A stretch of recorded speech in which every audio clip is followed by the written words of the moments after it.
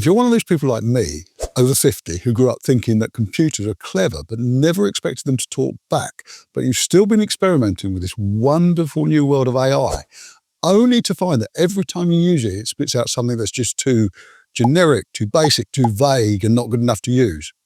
Well, that's because you probably don't understand the very basics of how AI actually works. And today, I'm going to show you not only why you're probably not getting the results you're expecting, but more importantly, how to fix it. Most people are using AI completely wrong, but when you learn how to talk to it properly with a few simple rules, you'll get better results and better outcomes every time. By the end of the video, even if you're just starting out or you're not at all techie, you'll have a clear understanding of how AI works that puts you ahead of 99% of other people. So you can use it to make more money, free up more of your time, and ultimately improve areas of your life that you've probably not even thought about yet. Let's dive in. Okay, let's start with the real truth behind how AI actually works. Because once you understand this, everything else just sort of clicks into place. As I said in the intro, most people use AI the wrong way, so they get, at best, average results. Not because they're lazy or clueless, it's because they treat or they talk to it like it's a mind reader. They might say something like, write me an ebook about such and such, or give me ideas on this subject, make this sound better. But AI isn't psychic. It can't read your mind. It's actually a super fast prediction machine. You see, AI doesn't think and it doesn't understand, but it does predict what you want. It's trained on a massive pile of text, books, articles, websites, forums, billions of sentences. And from this, it learns how to write, how people normally write, common structures they use, what patterns of words that follow other words. It learns from patterns in stories, explanations of things, jokes, all kinds of things. But it's not memorizing, it's just spotting patterns. Imagine singing Happy Birthday to. Your brain automatically predicts the next word, you. AI works exactly the same way, except at a mind-blowingly fast speed. As I said, it's not thinking, despite what many people believe. It's just breaking your words down into tiny pieces called tokens. Happy might be one token, birthday another, and to another.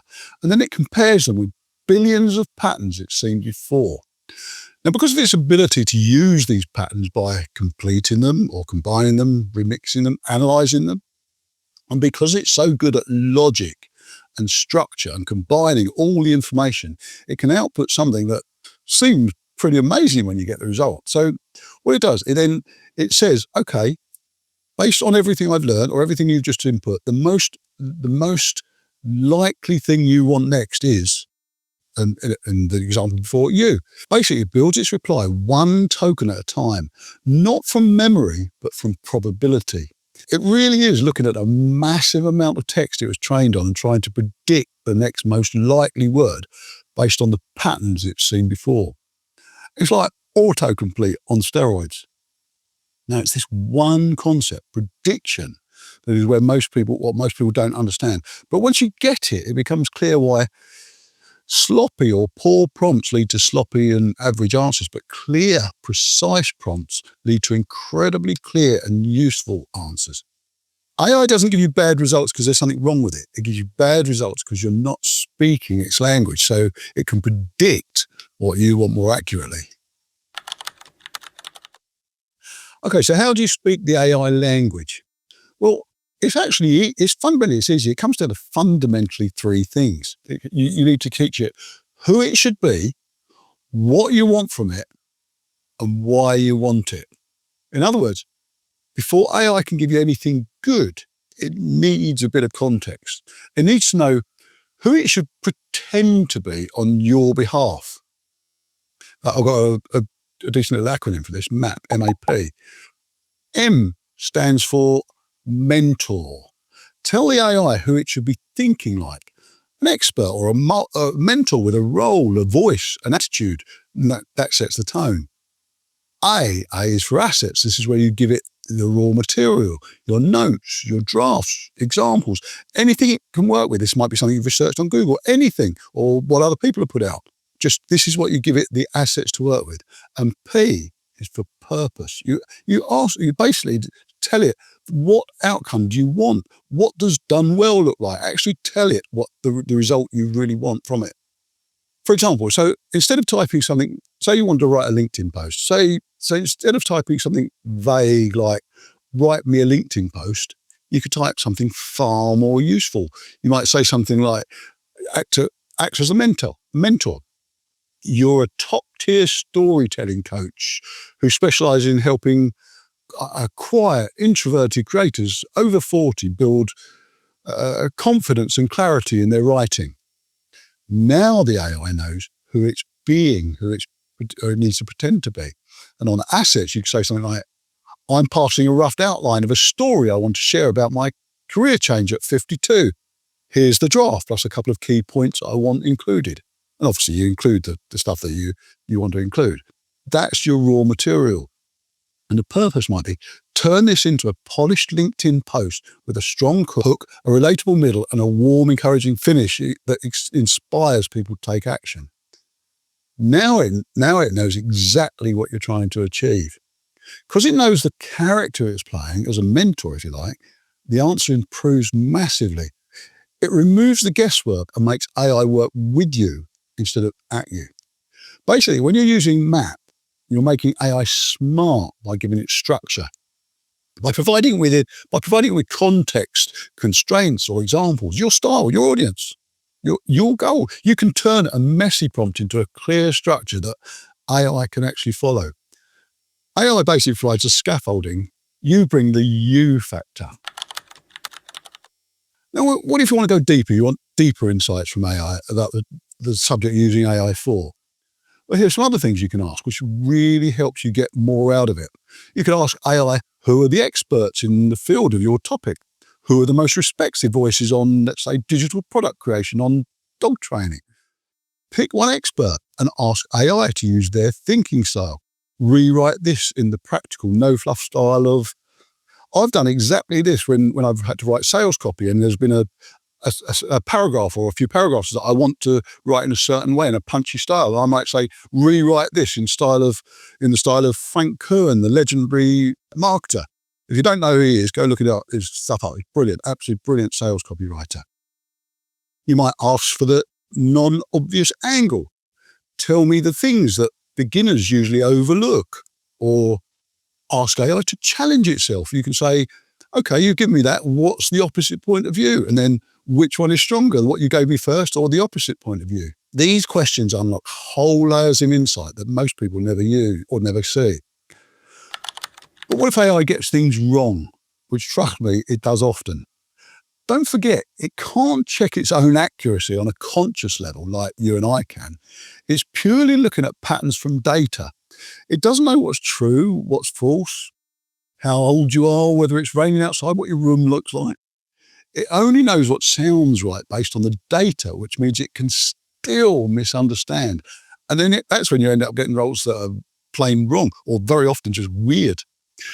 The thing is, it still spits out its result with total confidence, but mistakes are made because it's just picking the most likely next words and not verifying reality. This is why it really is important to check the output is accurate and what you're looking for.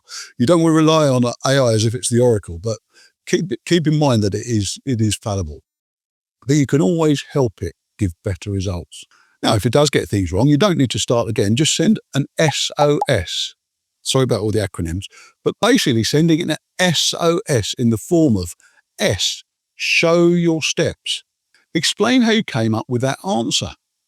This will very often reveal where the misunderstanding happened because AI will analyze itself and try to explain.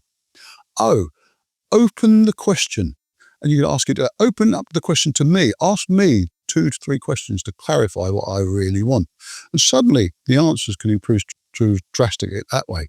And S, suggest. Suggest better versions of my question. Rewrite my question or tell AI to rewrite the question in a way that it understands or will get more from it. This not only fixes the problem, but it teaches you how to talk to AI better next time. Now you can take this a stage further. AI is brilliant, but it can also, as I said, it can be so confident in its answers, even when they're wrong, that you might be convinced they're accurate when they're really not. Oh, here's some other things you can do to basically keep it in check. If something doesn't seem quite right, you can ask what assumptions it's made. You can say, tell me any assumptions you used in this answer. You'll spot mistakes very, very quickly. You can ask it where you can verify the information.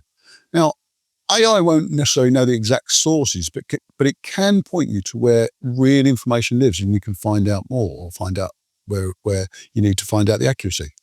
Ask it to check its own work. You can say, well, slow down, check your numbers, do that again.